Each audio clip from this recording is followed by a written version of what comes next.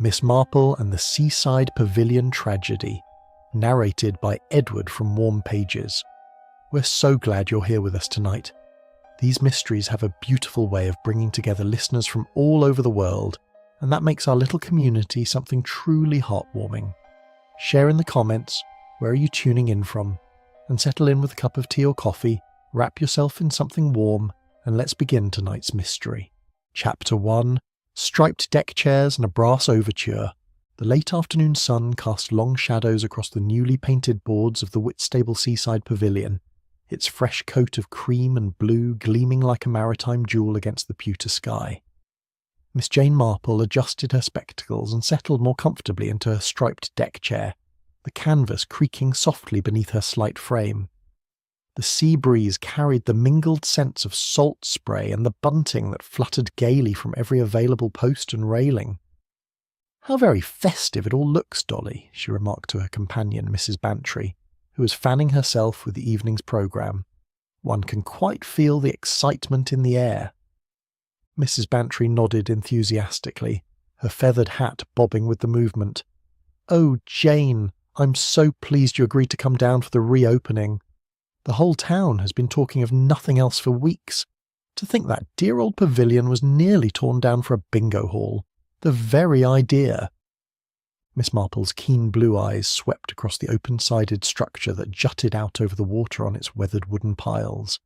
The pavilion had indeed been transformed from the derelict ruin she remembered from her last visit to Whitstable. Fresh timber gleamed where rotted boards had been replaced, and new electric lanterns hung in festive clusters above the stage. The setting sun caught the brass instruments of the assembled orchestra, creating pools of golden light that danced across the sheet music stands. "The acoustics should be quite remarkable," Miss Marple observed, noting how the sound of conversation seemed to carry and blend with the gentle lapping of waves beneath the structure. "Though I do hope the evening holds fair. Those clouds on the horizon look rather ominous."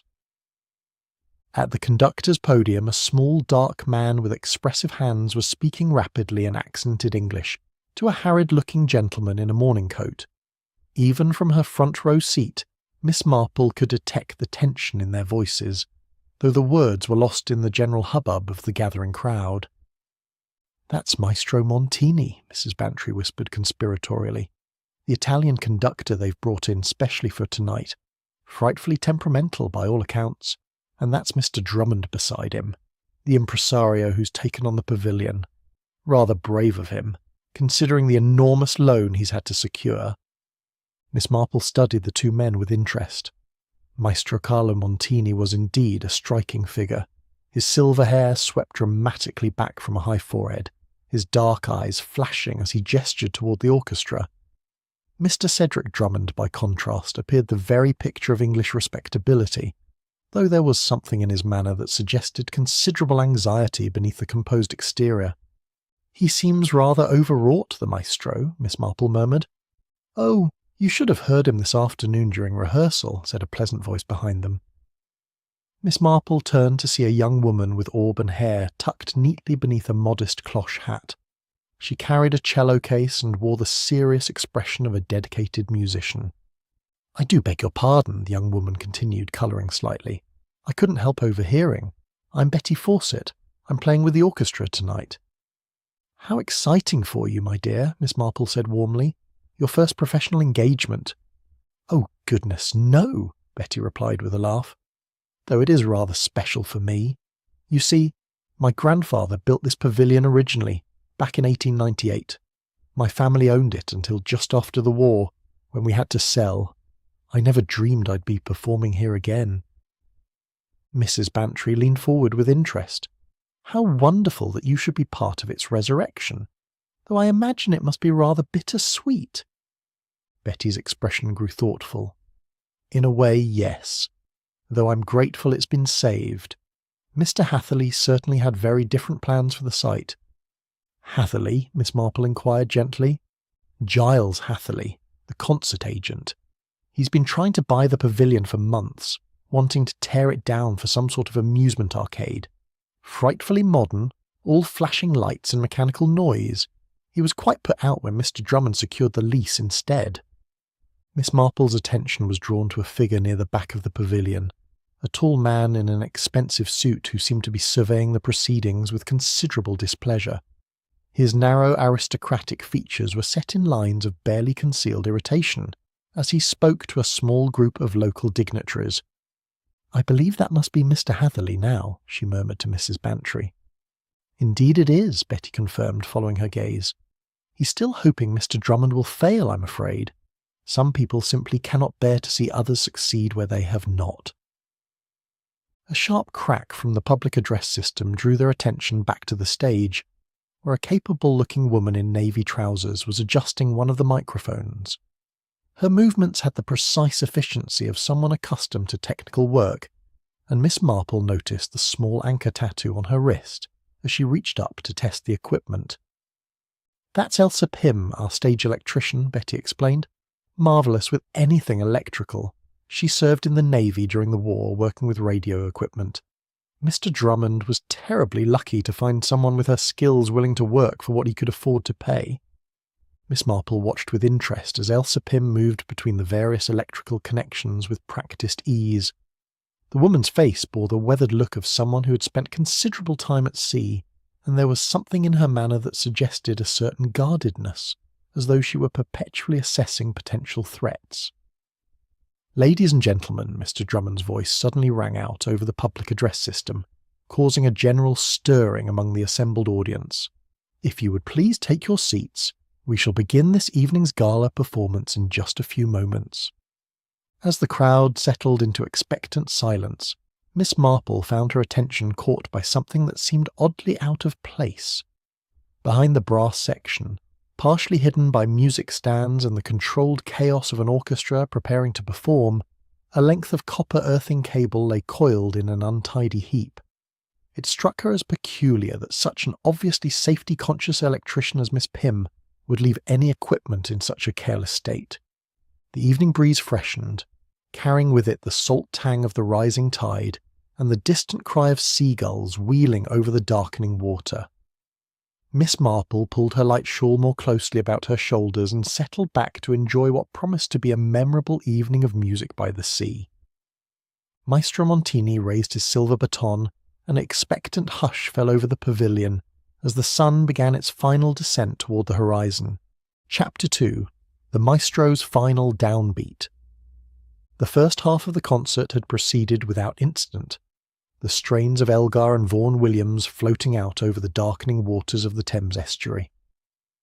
Miss Marple had found herself genuinely moved by the quality of the performance, particularly young Betty Fawcett's sensitive cello work during the Enigma variations. The pavilion's acoustics were indeed remarkable, as she had predicted, the open structure allowing the music to blend harmoniously with the natural sounds of wind and wave. During the interval, she had taken a brief stroll along the boardwalk with Mrs. Bantry, noting with some concern the gathering storm clouds on the horizon. The wind had picked up considerably, causing the bunting to snap and flutter with increasing violence, and she had been grateful to return to the relative shelter of her deck chair as the second half commenced. Now, as the sun touched the horizon in a blaze of orange and gold, Maestro Montini stepped once more to his podium. The closing piece was to be a rousing rendition of Rule Britannia, chosen, no doubt as a patriotic flourish to mark the pavilion's triumphant return to life. The audience stirred with anticipation, and Miss Marple noticed several gentlemen removing their hats in preparation for what would undoubtedly be a spirited sing-along.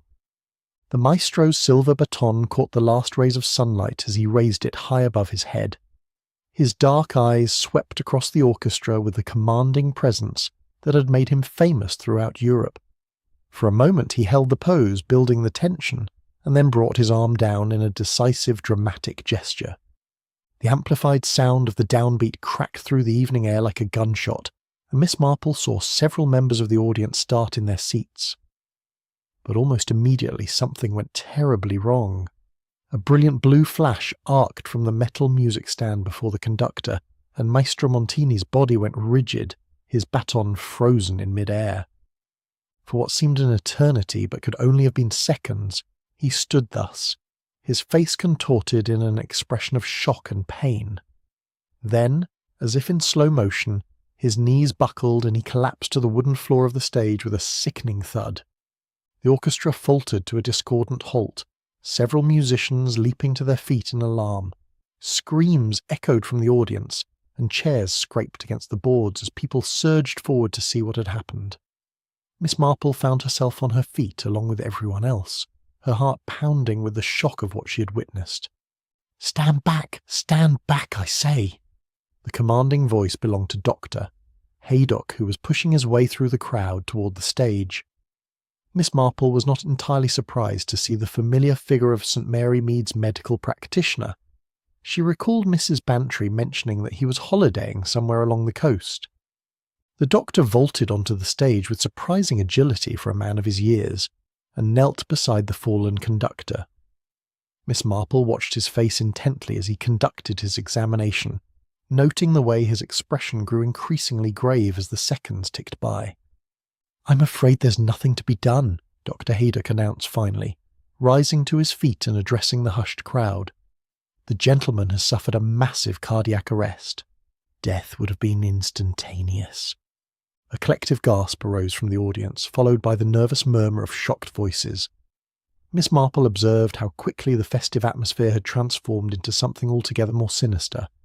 The colourful bunting now seemed garish in the gathering dusk, and the cheerful electric lanterns cast harsh shadows across faces that had moments before been wreathed in smiles.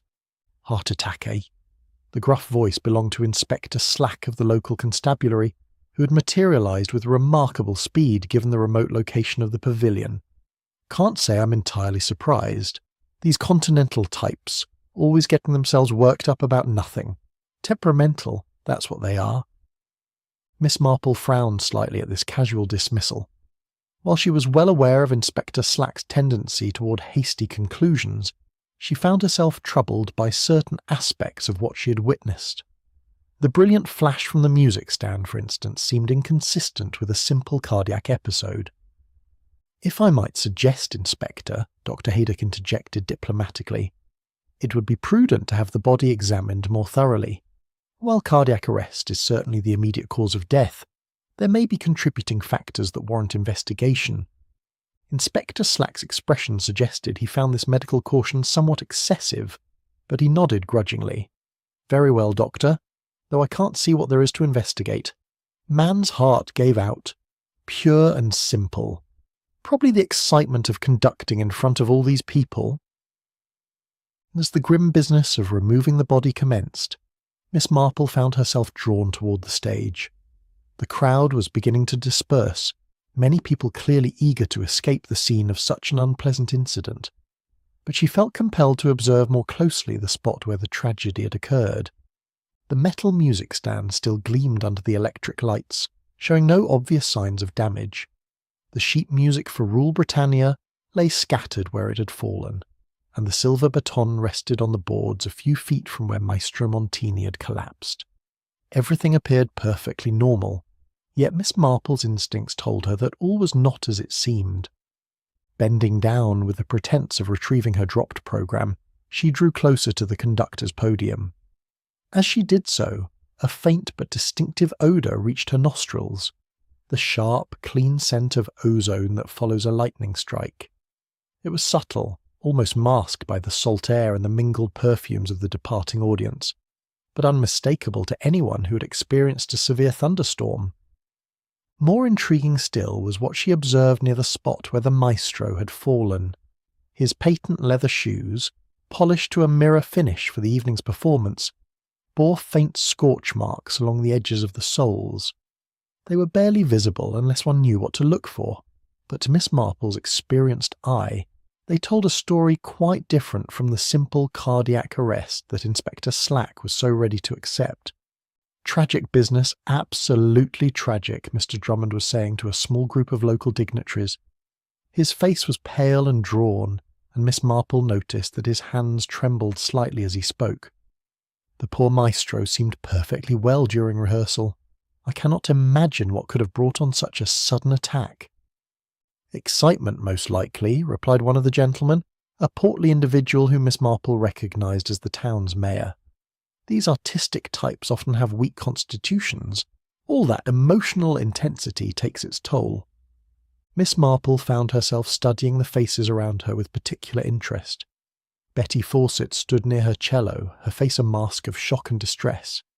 Elsa Pym was methodically disconnecting the electrical equipment, her movements efficient and professional despite the circumstances. Giles Hatherley remained at the back of the pavilion, his expression unreadable, but his posture suggesting a man who was perhaps not entirely displeased by the evening's turn of events. As the crowd continued to thin, Miss Marple made her way quietly to where Mrs. Bantry stood in conversation with several other ladies.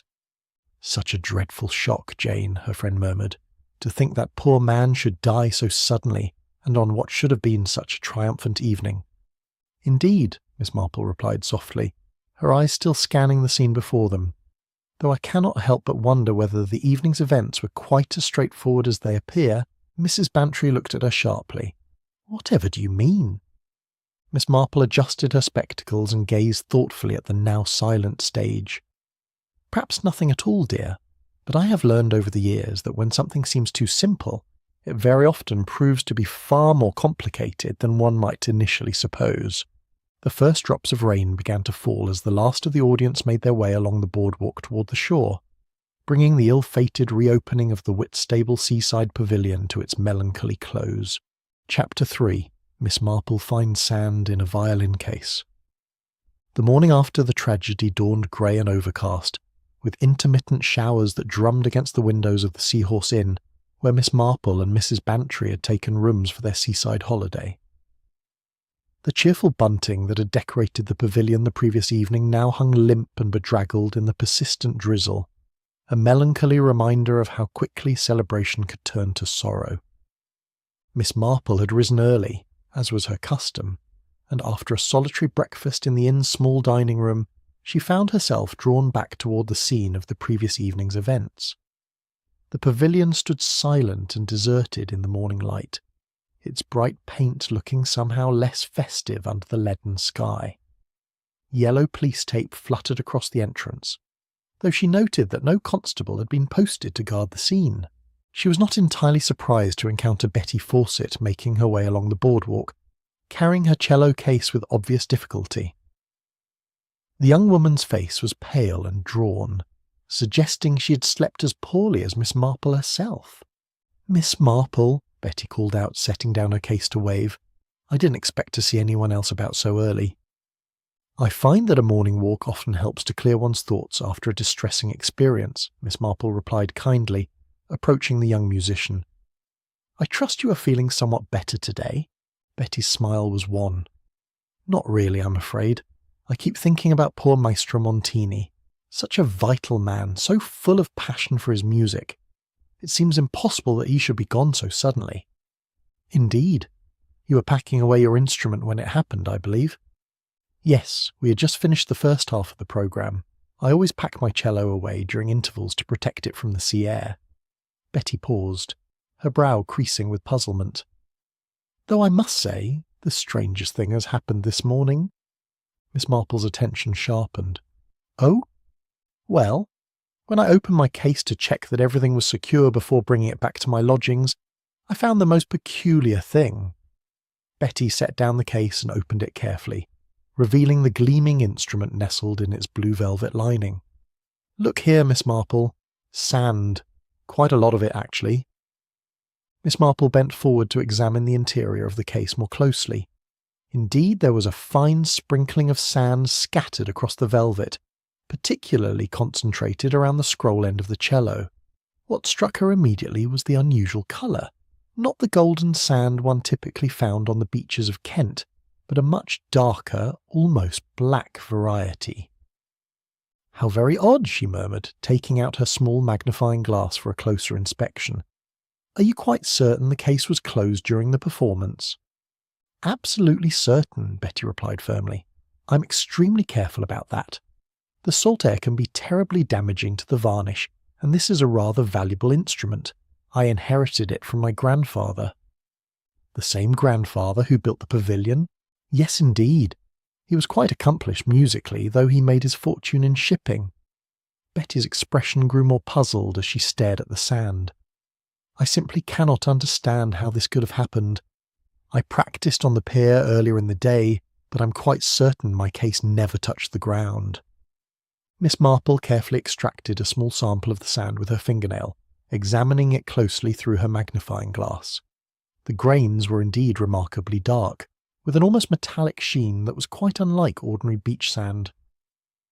"Might I take a small sample to examine more closely?" she asked politely. "Of course, though I can't imagine what you hope to discover." Betty watched as Miss Marple carefully wrapped a few grains in her handkerchief. "Do you think it might be important somehow?"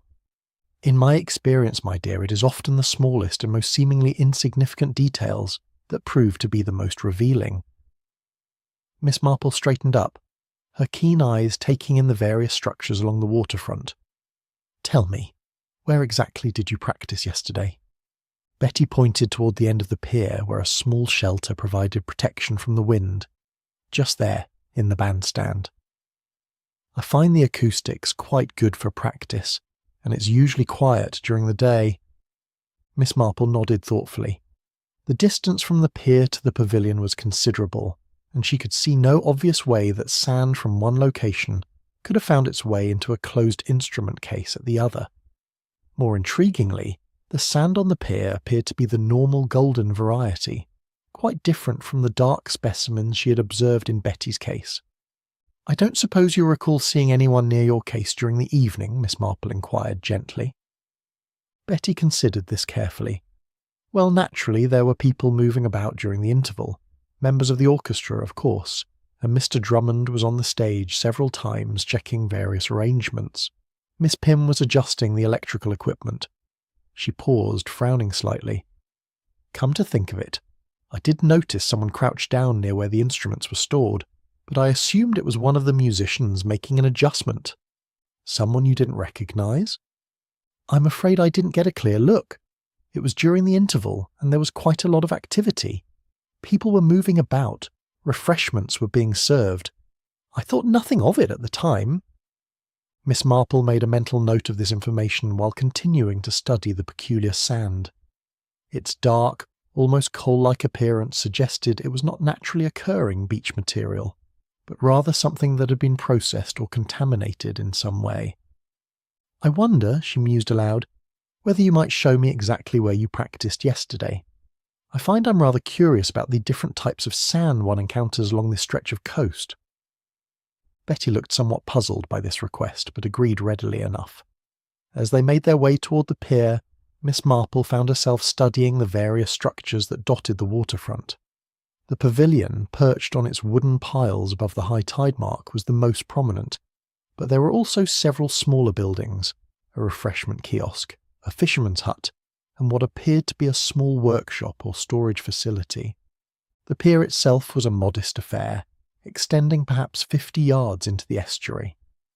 The bandstand where Betty had practiced was indeed well positioned for acoustics, with curved walls that would reflect and focus the sound.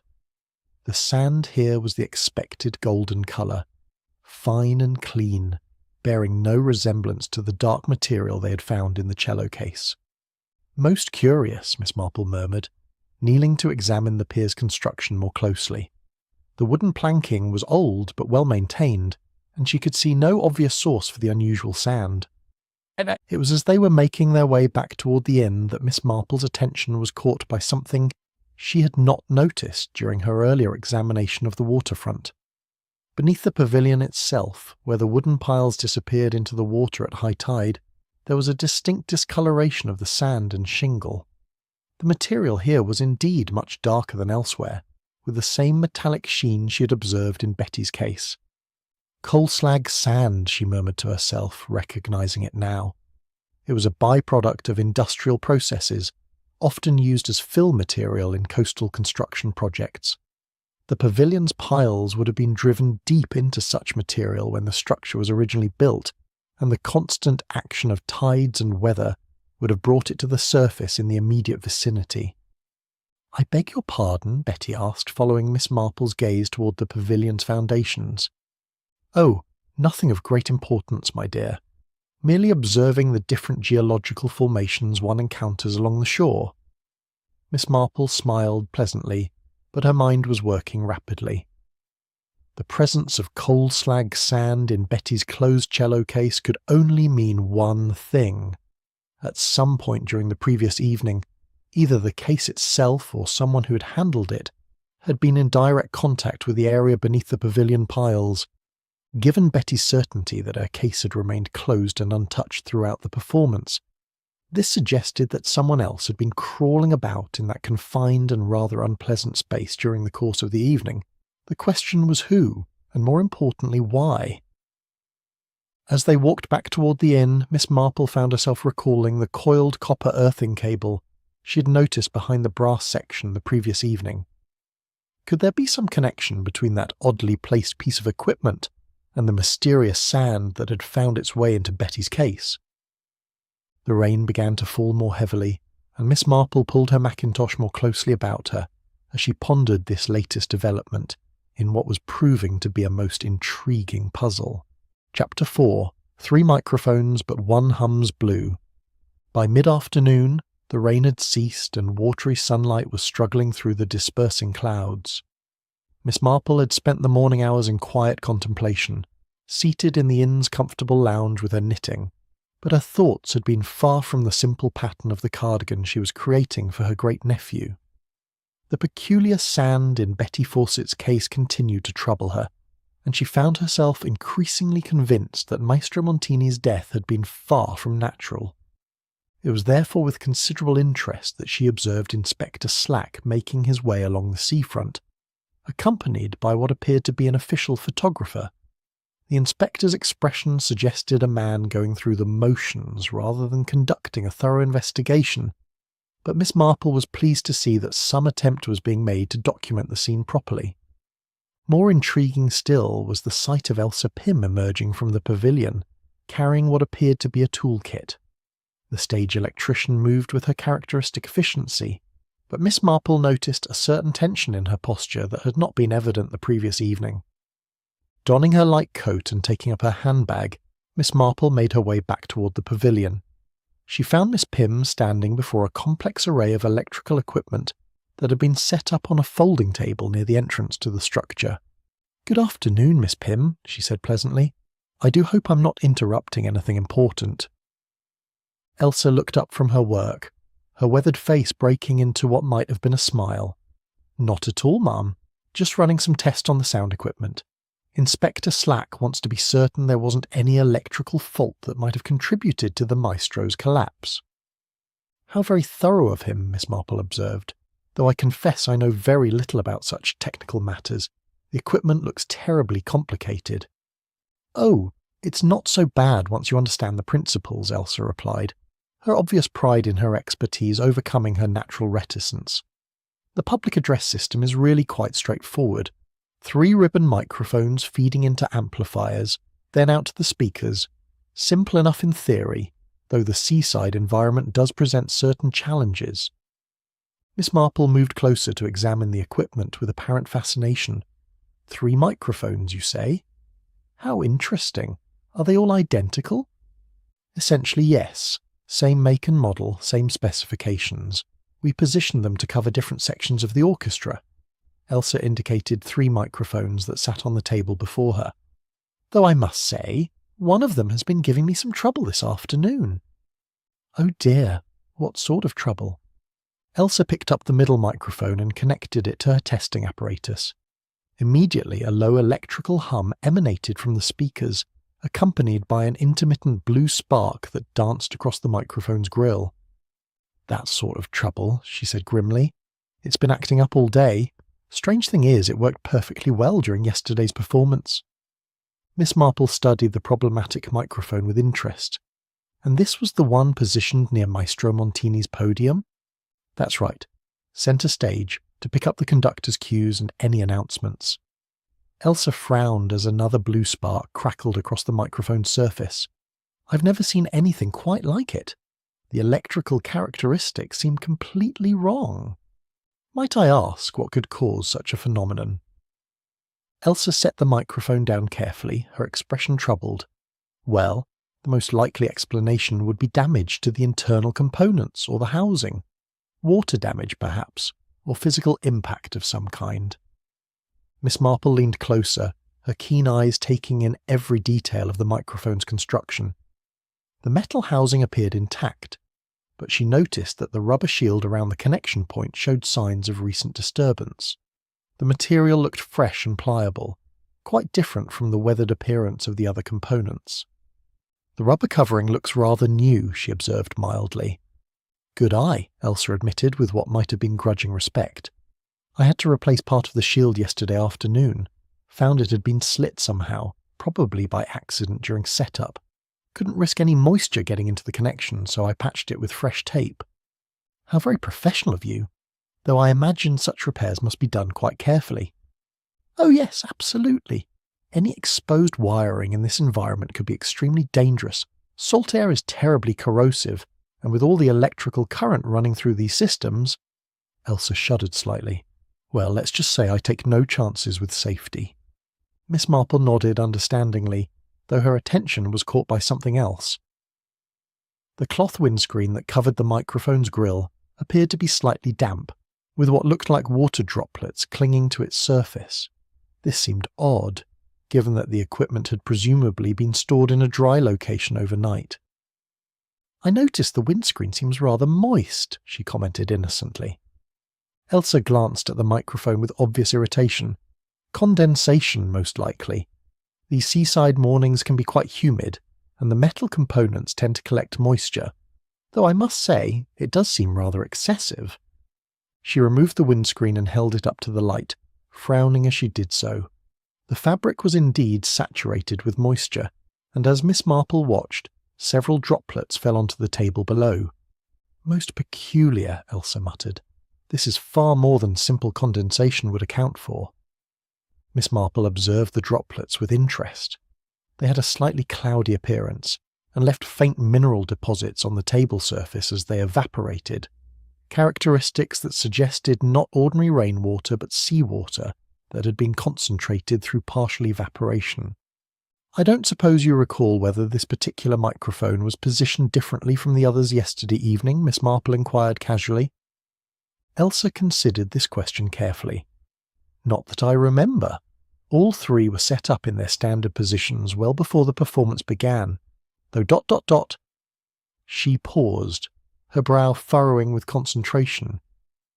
Now that you mention it, Mr. Drummond did ask me to make some adjustments to the centre microphone just before the second half began. Something about improving the pickup for the conductor's announcements. What sort of adjustments? Oh, nothing major. Just repositioning it slightly and checking the connections. Though I do remember being rather surprised that he was concerned about such technical details at that particular moment. He seemed quite agitated about something. Miss Marple made a mental note of this information while continuing to study the troublesome microphone. The blue sparking was becoming more pronounced, and she could detect a faint odour that reminded her unpleasantly of the ozone scent she had noticed near Maestro Montini's fallen body. Miss Pym, she said carefully, in your professional opinion, could a microphone in this condition pose any danger to someone using it? Elsa's expression grew grave as she considered the question. Well, under normal circumstances, the current levels in these systems are quite low. But if there was some sort of fault in the grounding system, or if moisture had compromised the insulation... She trailed off, staring at the sparking microphone with obvious concern. What are you thinking? I'm thinking, Elsa said slowly, that someone could have received a very nasty shock if they had come into contact with this microphone while it was in its current state, particularly if they were also touching something metal, like a music stand or a conductor's baton.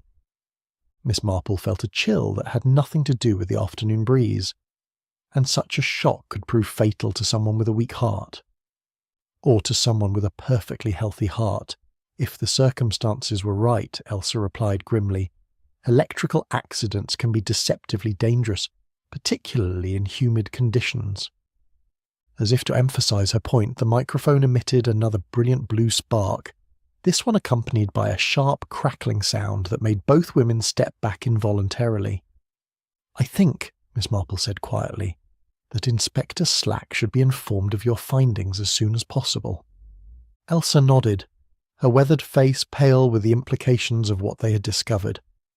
I'll disconnect this equipment immediately if there's been some sort of systematic failure in the electrical system. Or, Miss Marple added softly, watching the other woman's reaction carefully, if someone has deliberately tampered with it. The suggestion hung in the air between them like the lingering ozone scent from the sparking microphone, charged with possibilities that neither woman wished to contemplate. Chapter 5: Footprints Across the Tarred Boardwalk. The revelation about the faulty microphone had cast a decidedly sinister shadow over what Inspector Slack had been prepared to dismiss as a natural death. Miss Marple was pleased to observe that even that worthy gentleman's habitual scepticism had been somewhat shaken by Elsa Pym's technical demonstration, though his subsequent investigation seemed to her rather perfunctory. It was while returning from her second visit to the Pavilion that afternoon that Miss Marple made her next significant discovery. The morning's rain had given way to intermittent showers, and the recently repaired sections of the boardwalk gleamed wetly under the pale sunlight. The local council had evidently been quite thorough in their renovations, she noted, with fresh planking and generous applications of tar to protect the wood from the harsh marine environment.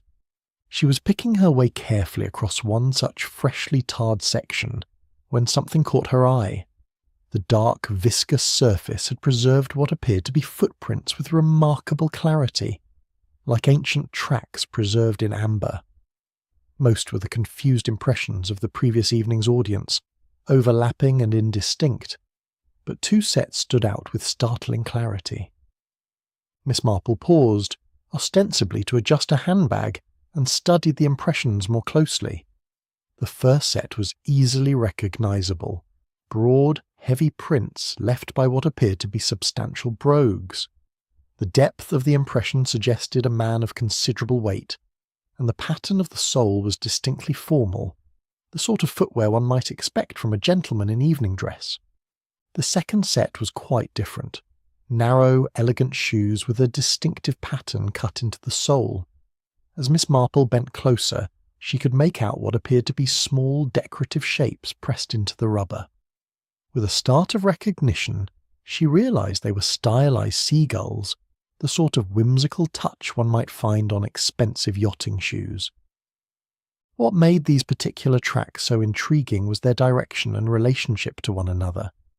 Both sets led from the main boardwalk toward a small building she had not previously noticed, a modest structure tucked beneath the landward end of the pavilion that appeared to house some sort of electrical or mechanical equipment. The brass nameplate beside the door read, "Switch Room, Authorised Personnel Only." More fascinating still was what the tracks revealed about the movements of their makers. Both sets of prints led clearly toward the switch room, the broad brogues and the narrow yachting shoes side by side, suggesting that two men had walked there together.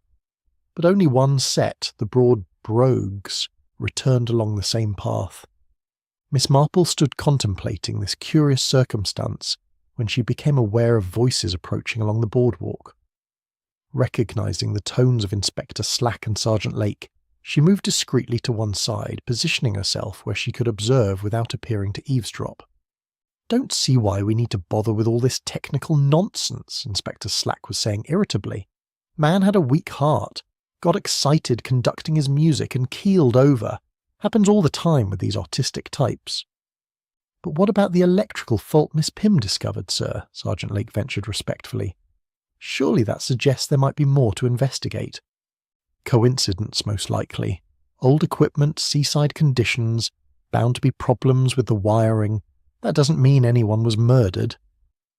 Miss Marple listened to this exchange with some frustration. While she appreciated the sergeant's conscientiousness, it was clear that Inspector Slack remained reluctant to consider the possibility of foul play. Perhaps, she reflected, a gentle nudge in the right direction might prove helpful. "Good afternoon, Inspector," she called out pleasantly, emerging from her place of concealment. "I do hope your investigation is proceeding satisfactorily." Inspector Slack's expression suggested that few things could be less satisfactory than the unexpected appearance of Miss Marple at a potential crime scene. "Ah, Miss Marple, I might have known. Well, I suppose there's no harm in telling you that we've found nothing to suggest anything other than natural causes. How reassuring, Miss Marple replied mildly, though I couldn't help but notice these rather interesting footprints in the fresh tar. They seem to tell quite a story. Despite his obvious reluctance, Inspector Slack found himself drawn to examine the impressions Miss Marple indicated. Sergeant Lake, she was pleased to note, showed considerably more interest and knelt down to study the tracks more carefully. 2 different men, I'd say, the sergeant observed, both heading toward that switchroom building, but only one set coming back. Probably nothing significant, Inspector Slack muttered, though his tone suggested he was beginning to have doubts about his initial assessment. Someone might have used a different route for their return journey. Miss Marple nodded agreeably. Of course, that's entirely possible, though I couldn't help but notice that the switchroom appears to have only one entrance, and the building is surrounded by rather thick shrubbery on 3 sides. It would be quite difficult to leave by any route other than the one used to enter. Sergeant Lake was now examining the footprints with obvious professional interest. The broad ones look like formal dress shoes, sir. Evening wear, I'd say, and these narrow ones. He paused, studying the distinctive sole pattern. Those are yachting shoes. Or I'm much mistaken. Expensive ones too, by the look of them. Yachting shoes? Inspector Slack's scepticism was beginning to give way to genuine curiosity. Who around here would be wearing yachting shoes to a concert? Miss Marple allowed herself a small smile.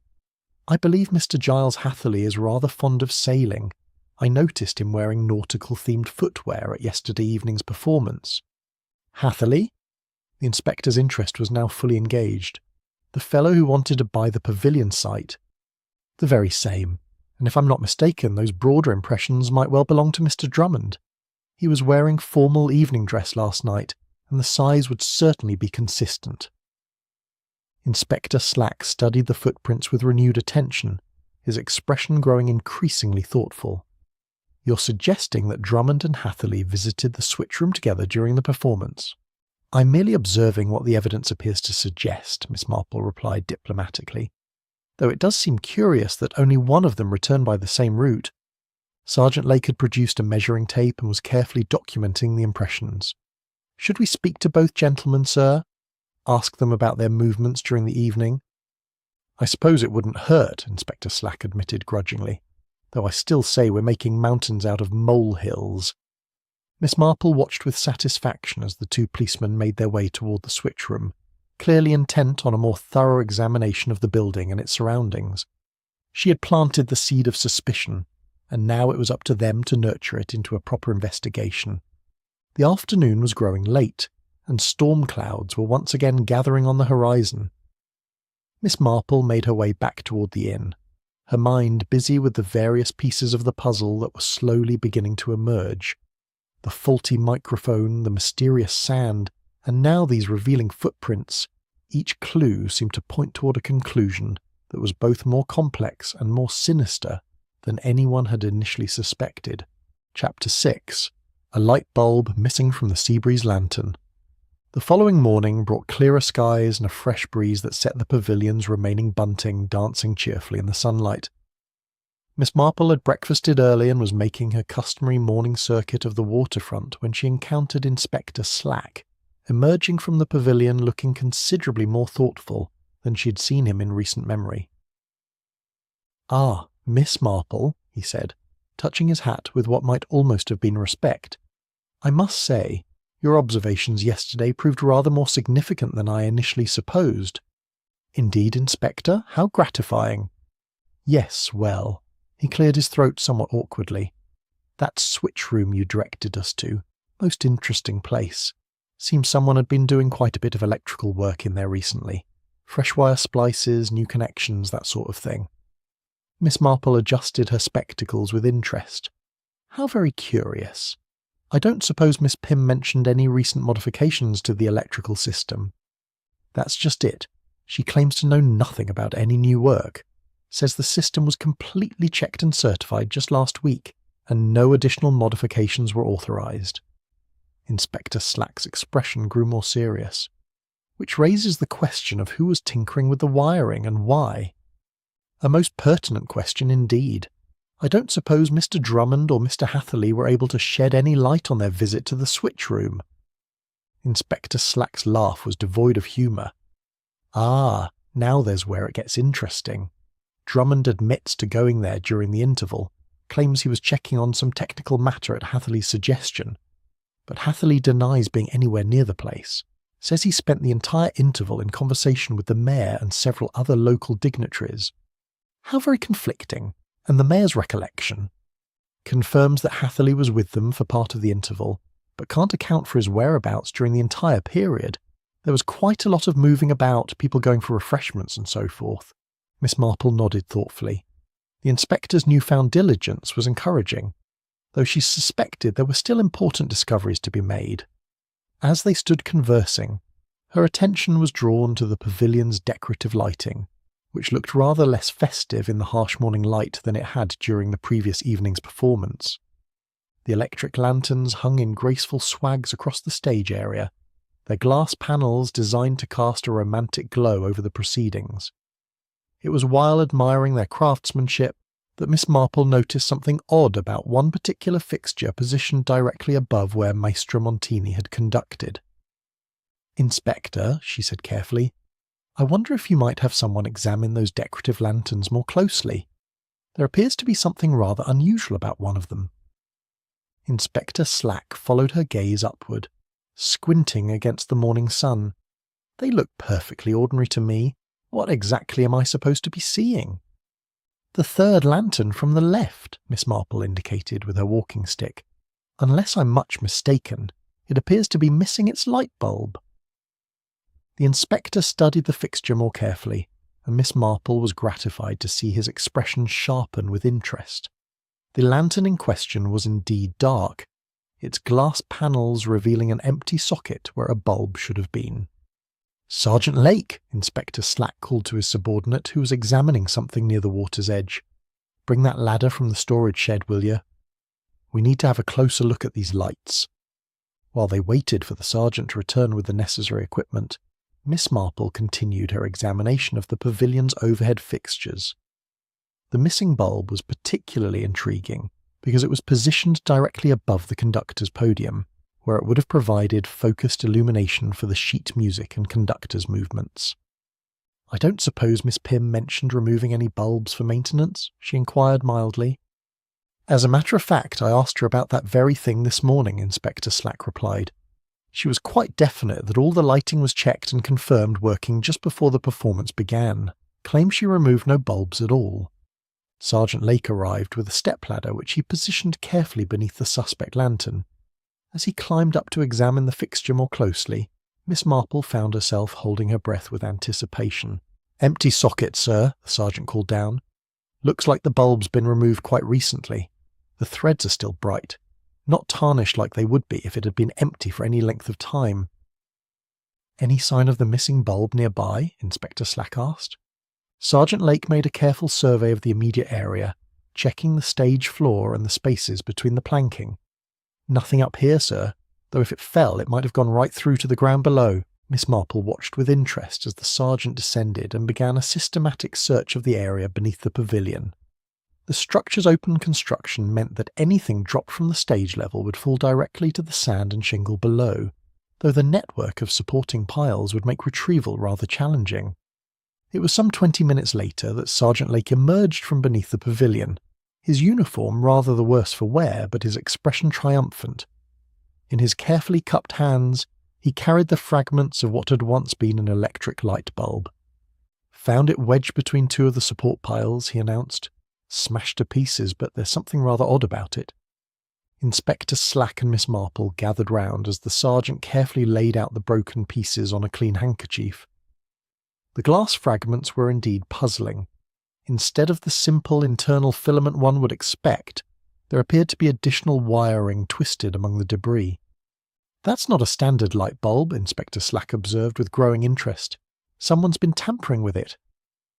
Miss Marple studied the fragments through her magnifying glass, noting the green corrosion on some of the exposed wire ends. "The metal appears to show signs of saltwater exposure," she observed quietly. "Salt water?" The inspector leaned closer. But how would a light bulb come into contact with salt water? It was Sergeant Lake who provided the answer, pointing toward the tide line visible beyond the pavilion supports. High tide comes right up under the structure, sir. If someone had rigged this bulb to hang down on a wire, it would be submerged twice daily. Miss Marple felt a familiar thrill of recognition as the pieces began to fall into place. Inspector, might I suggest that you have Miss Pym examine these wire fragments? I have a feeling she may be able to tell us exactly what purpose they were intended to serve. Inspector Slack was already wrapping the evidence carefully in his handkerchief. My thoughts exactly. Though I must say, this business is becoming considerably more complex than I initially supposed. Murder often is, Inspector, Miss Marple replied gently, though I think you'll find that the complexity serves a purpose, to conceal what is actually a rather straightforward crime. As they made their way back toward the main boardwalk, Miss Marple found herself reflecting on this latest discovery. The missing light bulb, obviously modified with additional wiring and showing signs of saltwater exposure, suggested a level of technical sophistication that pointed towards someone with considerable electrical knowledge. The question now was whether Inspector Slack would prove equal to unravelling the full scope of the conspiracy, or whether Miss Marple would need to provide additional gentle guidance to ensure that justice was properly served. Chapter 7. Midnight Tides Beneath the Pile Legs. The discovery of the tampered light bulb had galvanised Inspector Slack into something approaching genuine detective work, much to Miss Marple's quiet satisfaction. By evening, he had established a watch on the pavilion, convinced that whoever had been conducting unauthorised electrical modifications might return to complete their work or remove evidence of their activities. Miss Marple had volunteered to assist in this surveillance, though she suspected the inspector's agreement had more to do with his recognition of her observational skills than any belief in her physical capability for nocturnal detective work. She had positioned herself in the small shelter at the end of the pier, wrapped warmly in her travelling coat and armed with a thermos of tea and her knitting. The tide was coming in, and she could hear the gentle lap of waves against the pavilion's wooden supports, growing gradually stronger as the water level rose. The moon was nearly full, casting silver paths across the water and providing sufficient illumination to observe any movement around the structure. It was approaching midnight when Miss Marple first detected activity beneath the pavilion. A faint scraping sound, barely audible above the wash of the waves, suggested someone was moving carefully among the support piles.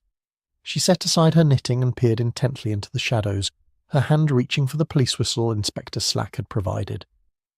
The figure that emerged partially into the moonlight was unmistakably Elsa Pym, though the stage electrician was barely recognisable in her current state. She was soaked to the waist and covered in sand and seaweed, her usually neat appearance dishevelled from crawling through the confined space beneath the pavilion. In her hands she carried what appeared to be a coil of electrical wire and a small toolkit. Miss Marple watched with fascination as Elsa worked with practised efficiency to splice new wire into what must be the earthing system she had mentioned earlier. Even in the uncertain moonlight, it was clear that this was not routine maintenance but rather a carefully planned modification to the pavilion's electrical infrastructure. Rather than immediately summoning assistance, Miss Marple decided to observe the proceedings more closely.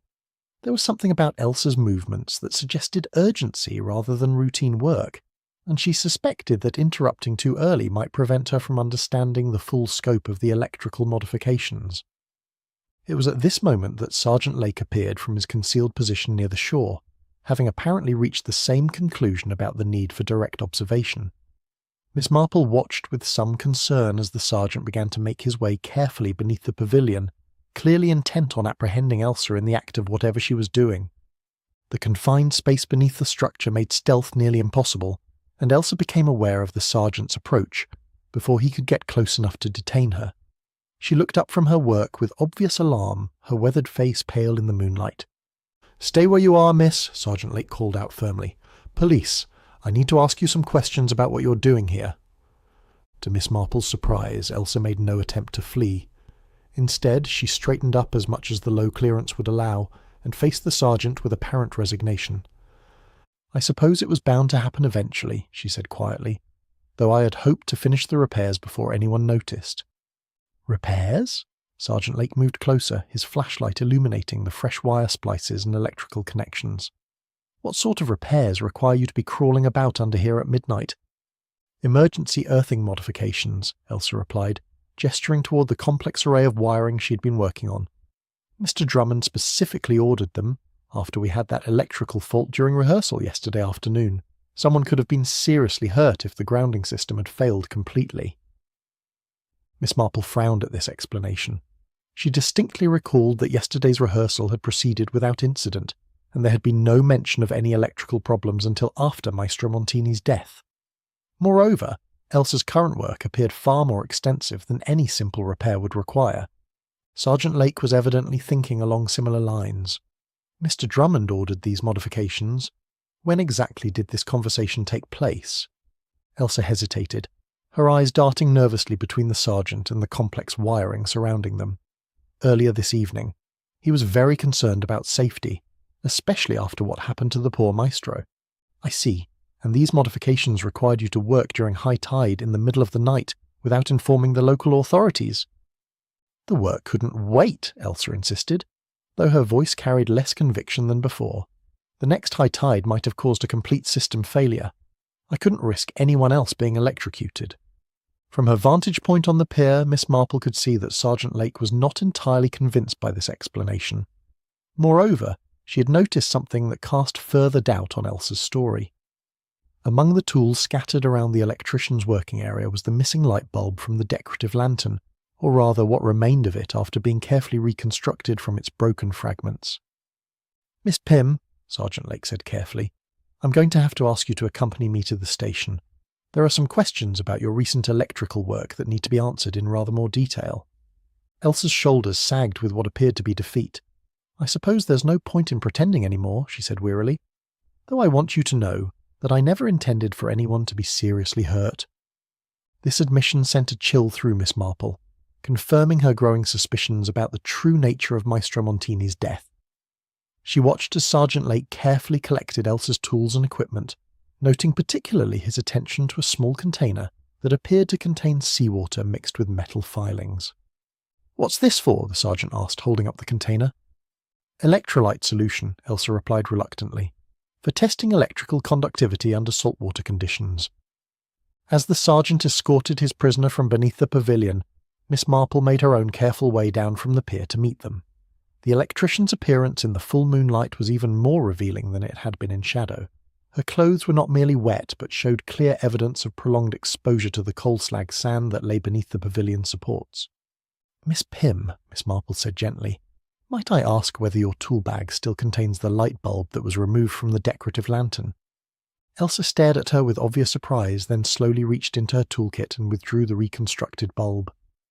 Even in the uncertain light, it was clear that considerable effort had been expended in reassembling the broken pieces, though the additional wiring remained visible.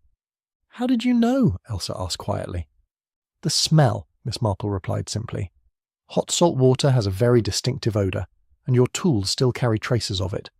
I suspect this bulb was submerged in seawater while connected to the pavilion's electrical system, creating the very electrolyte solution you've been working with tonight."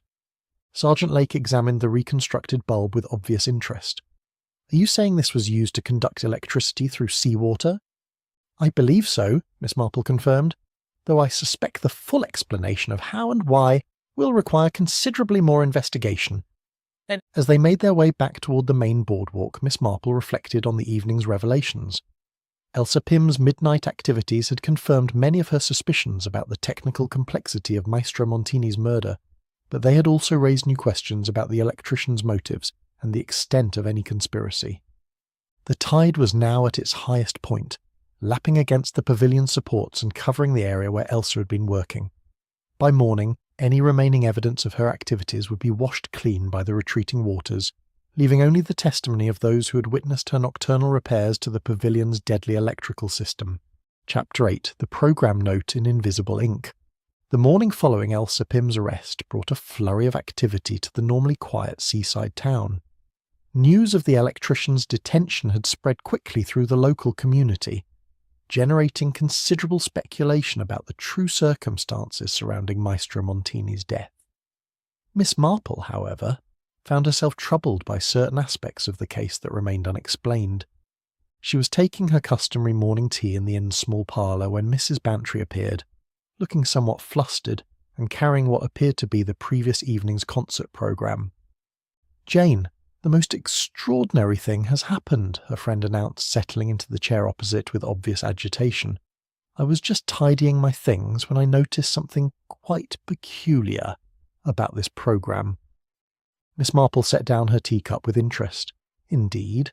What sort of peculiarity?" "Well, I'd spilled a bit of tea on it yesterday evening during the interval, and this morning I thought I might try to steam out the stain." Mrs. Bantry held up the programme, which showed clear signs of having been subjected to considerable moisture. "But when I held it over the kettle, the most remarkable thing appeared." Miss Marple took the programme and examined it carefully. The paper was of good quality, with a glossy finish that had preserved the printing admirably despite its damp treatment. At first glance it appeared entirely normal, a tasteful design featuring the evening's musical selections and brief biographical notes about the performers. "I'm afraid I don't see anything unusual, dear," Miss Marple admitted, adjusting her spectacles for a closer look. "Look here, on the back page," Mrs. Bantry said eagerly, pointing to what had initially appeared to be blank space beneath the printed acknowledgements. "Hold it up to the light." Miss Marple did as suggested, and immediately understood her friend's excitement. Faint but clearly visible against the light were words that had not been apparent under normal viewing conditions. The writing appeared to have been done with some sort of invisible ink that had been revealed by the steam treatment. "How very intriguing," she murmured, reading the revealed text with growing interest. "This appears to be some sort of message." The words, written in what looked like fountain pen ink, were brief but clearly threatening in nature. "First interval, by my option, or the maestro won't finish the concert." Mrs. Bantry leaned forward anxiously. "Do you think it's connected to poor Maestro Montini's death?" "I should think it very likely," Miss Marple replied, studying the handwriting with considerable attention. The script was flamboyant and confident, with elaborate flourishes that suggested someone accustomed to signing documents with a certain theatrical flair.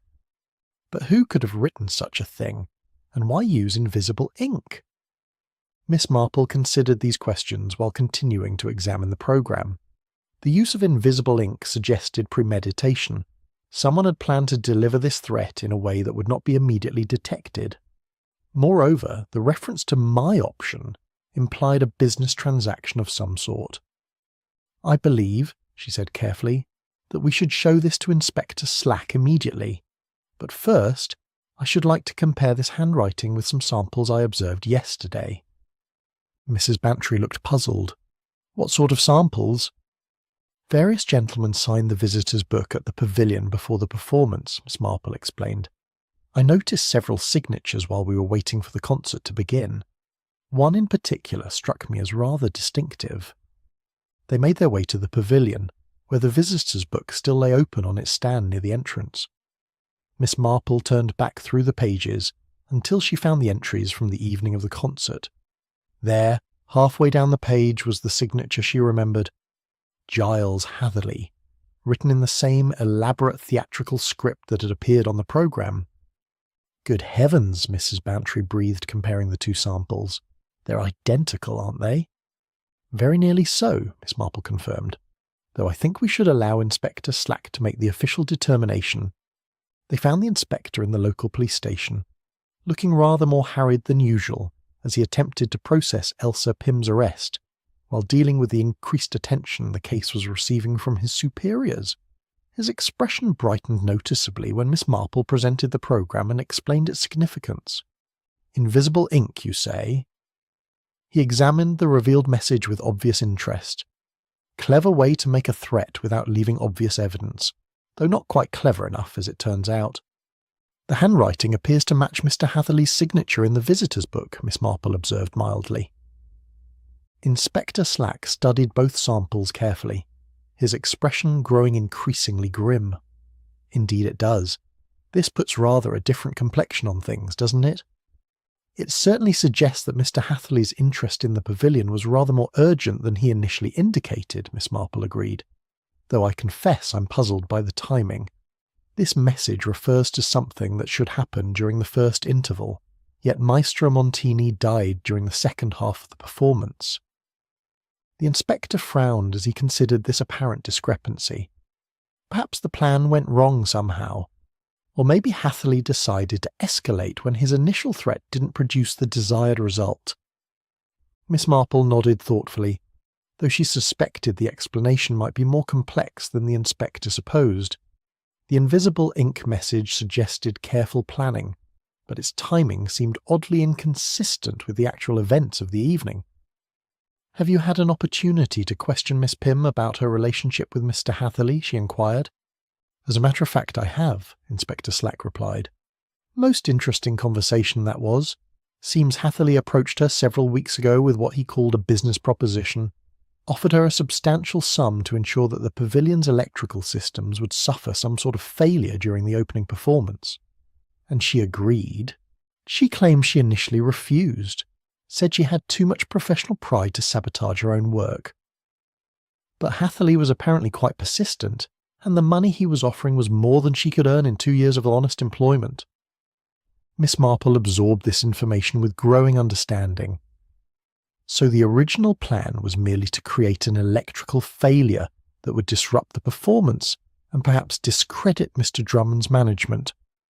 That's what she says, but she also admits that her resentment of Drummond's decision to hire foreign musicians instead of local talent made her more receptive to Hatherley's suggestions than she might otherwise have been.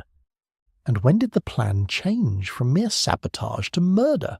Inspector Slack's expression grew grave. "According to Miss Pym, that wasn't supposed to happen at all.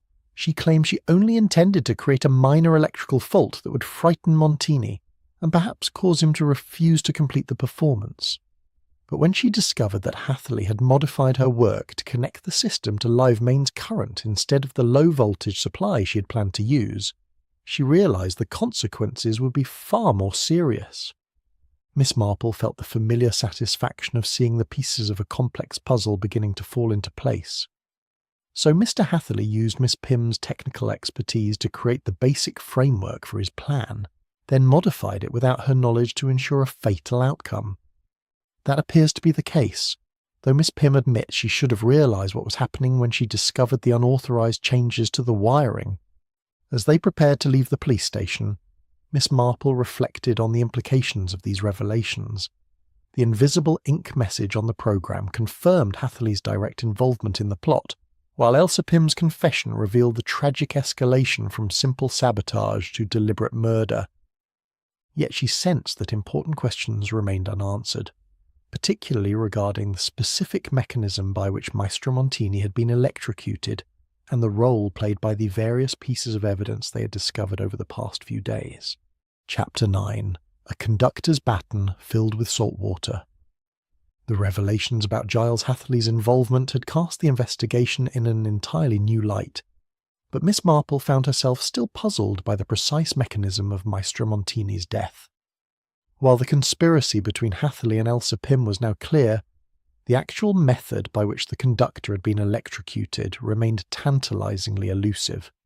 It was while Inspector Slack was preparing to arrest Hatherley that Miss Marple requested permission to examine the conductor's personal effects, which had been carefully stored as evidence. The inspector, now considerably more receptive to her suggestions, readily agreed to this unusual request. "I'm particularly interested in examining the maestro's baton," she explained as they made their way to the evidence room. "It struck me as odd that such a valuable item should simply be left lying on the stage floor." Inspector Slack retrieved a manila envelope from the evidence locker and carefully emptied its contents onto the examination table. Maestro Montini's personal effects were few but telling.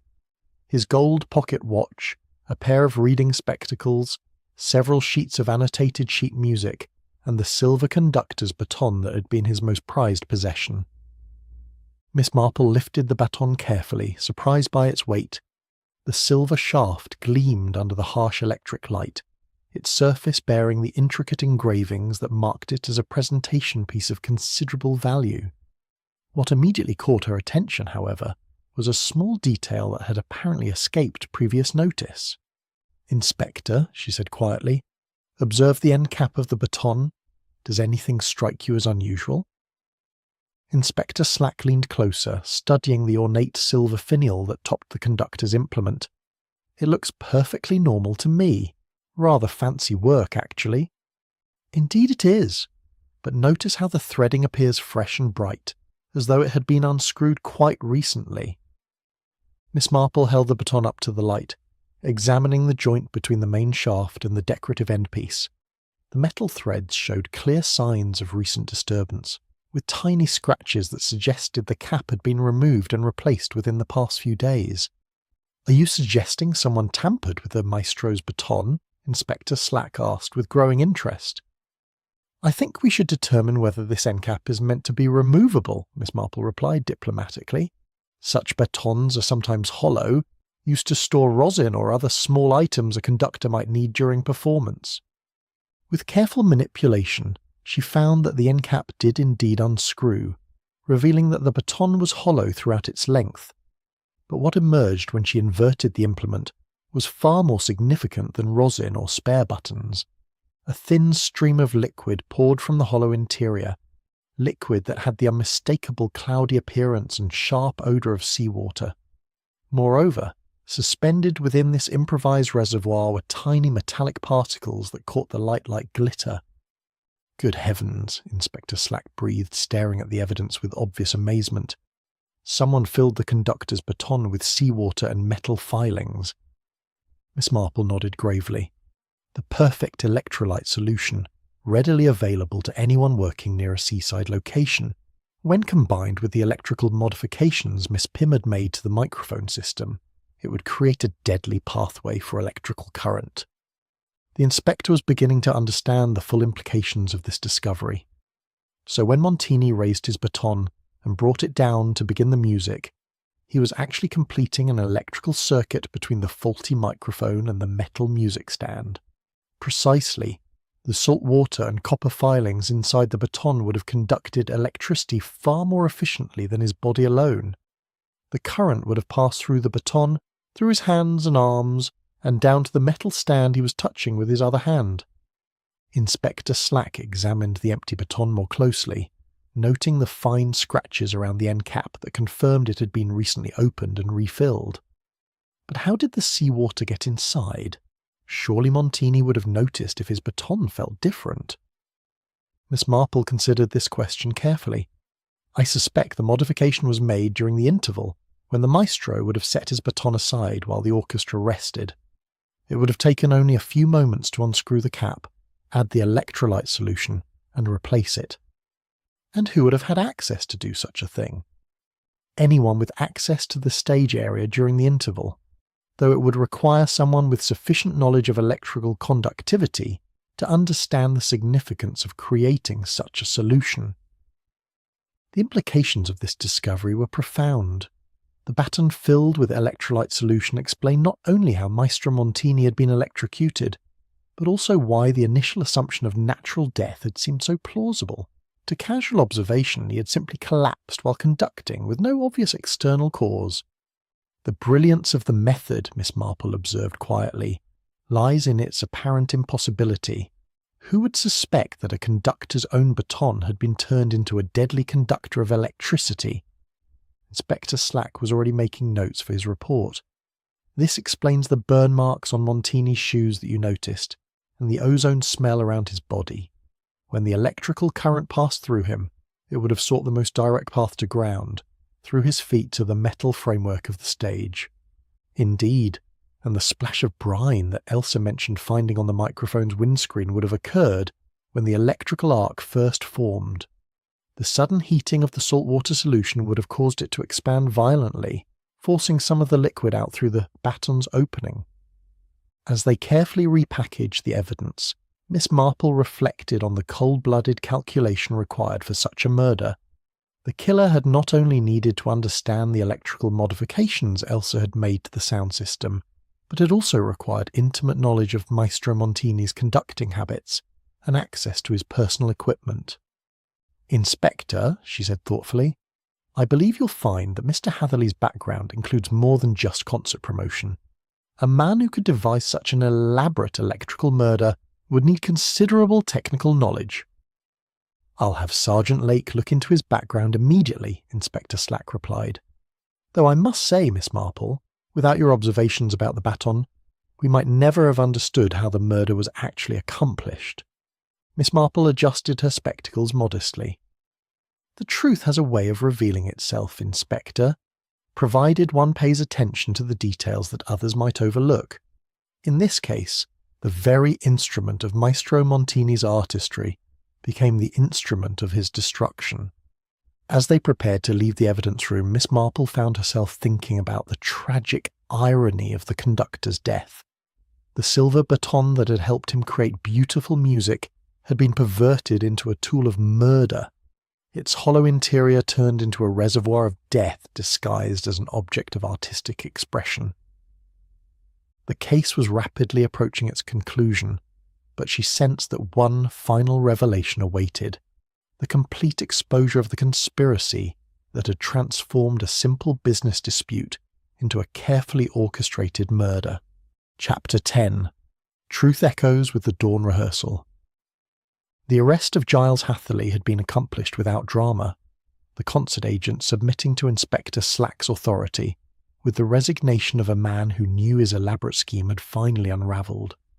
By the following morning, both conspirators were in custody, and Miss Marple found herself invited to witness the inspector's final reconstruction of the crime for the benefit of the local magistrate and other interested parties. The small group assembled on the pavilion included Dr. Haydock, Sergeant Lake, Mr. Drummond, Betty Fawcett, and Mrs. Bantry, all of whom had played roles, however unwitting, in the tragic events of 3 days past. The morning was clear and bright, with a fresh breeze that set the replacement bunting dancing cheerfully above their heads. "Ladies and gentlemen," Inspector Slack began, his manner considerably more confident than Miss Marple had previously observed, "I have asked you here to witness a demonstration of how Maestro Montini met his death, and to ensure that the full truth of this matter is properly understood." He gestured toward a collection of electrical equipment that had been carefully arranged on the stage, including the tampered microphone, samples of the modified wiring, and the conductor's silver baton with its deadly contents. The murder of Carlo Montini was not a crime of passion, but a carefully planned and technically sophisticated operation, designed to appear as natural death. It required the collaboration of two individuals, each contributing essential expertise to achieve their common goal of preventing the pavilion's successful reopening. Miss Marple watched with satisfaction as the inspector proceeded to outline the conspiracy with remarkable clarity. His investigation had revealed that Hatherley possessed not only concert promotion experience, but also considerable knowledge of electrical systems, gained during his wartime service with the Royal Engineers. Mr. Hatherley's plan was elegantly simple in concept, Inspector Slack continued. He would use Miss Pym's legitimate access to the pavilion's electrical systems to create a pathway for a lethal current, timing the fatal moment to coincide with the most dramatic portion of the evening's performance. The inspector demonstrated how Elsa Pym had been persuaded to create what she believed was a harmless electrical fault in the conductor's microphone. Her modifications had included slitting the rubber shield and connecting the microphone to an earthing cable that ran beneath the pavilion to a light bulb submerged in the rising tide. Miss Pym genuinely believed she was creating a minor shock that would merely frighten the maestro and disrupt the performance, Inspector Slack explained. She had calculated the electrical load based on the pavilion's normal low-voltage systems. But Mr. Hatherley had other plans, Miss Marple interjected gently. He secretly modified the wiring to connect directly to the mains electrical supply, ensuring that any shock would prove fatal. The inspector nodded grimly. Precisely. While Miss Pym worked on the microphone modifications, Hatherley used his access to the switch room to reroute the earthing cable from the safe low-voltage system to the dangerous 110-volt main supply. Betty Fawcett looked puzzled. But how did they ensure the electrical current would reach Maestro Montini at exactly the right moment? That required the most ingenious part of their plan, Inspector Slack replied, holding up the silver conductor's baton. During the interval, Hatherley gained access to the stage and filled this hollow baton with seawater mixed with copper filings, creating a perfect electrolyte solution. The demonstration that followed was conducted with elaborate safety precautions, using low-voltage equipment to illustrate the deadly mechanism without risk to the observers. When a replica baton filled with salt water was brought into contact with the modified microphone stand, a clear electrical pathway was established. When Maestro Montini raised his baton for the final downbeat, he unknowingly completed a circuit between the faulty microphone and the metal music stand, Inspector Slack explained. The salt water and copper filings in the baton conducted the electrical current through his body with devastating efficiency. Dr. Haydock nodded gravely. The electrical shock would have caused immediate cardiac arrest, exactly as I observed during my examination. The burn marks on his shoes and the ozone odour were caused by the electrical discharge seeking the quickest path to ground through the metal stage framework. Mr. Drummond, who had remained silent throughout the demonstration, finally spoke with obvious distress. To think that my dream of restoring this pavilion should have led to such tragedy. If I had never challenged Hatherley's plans for the site, poor Montini would still be alive. You must not blame yourself, Miss Marple said kindly. Mr. Hatherley's determination to acquire this property at any cost was the true cause of this tragedy. Your vision of preserving the pavilion for community use was entirely admirable. Inspector Slack concluded his demonstration by explaining how the various pieces of evidence had led to the solution of the crime. The coal slag sand in Betty's cello case had come from Elsa kneeling beneath the pavilion while installing the underwater light bulb. The footprints on the tarred boardwalk showed that Hatherley had accompanied Drummond to the switch room during the interval, but had remained hidden there throughout the second half of the performance, ready to cut the power if Montini had capitulated to his earlier threat. The invisible ink message on the programme confirms that Hatherley initially hoped to achieve his goal through intimidation, the inspector noted. But when that failed to produce the desired result, he was prepared to proceed with murder. As the official party began to disperse, Miss Marple found herself walking with Betty Fawcett along the now familiar boardwalk. The young cellist had been deeply affected by the revelation that her instrument case had inadvertently provided evidence of the crime. I still cannot understand how people can be driven to such extremes by simple business disputes, Betty said sadly. The pavilion meant so much to my family, but we would never have wished harm to come to anyone because of it. Greed has a way of corrupting even reasonable people, Miss Marple replied thoughtfully. Mr. Hatherley convinced himself that his commercial plans were more important than human life, while Miss Pym allowed her resentment over employment decisions to cloud her judgment about right and wrong. They paused at the entrance to the pavilion, where a small memorial wreath had been placed in honour of Maestro Montini. The structure looked peaceful in the morning light, its tragic associations beginning to fade as the community prepared to move forward. There is some good news, Betty mentioned with the first genuine smile Miss Marple had seen from her since the tragedy.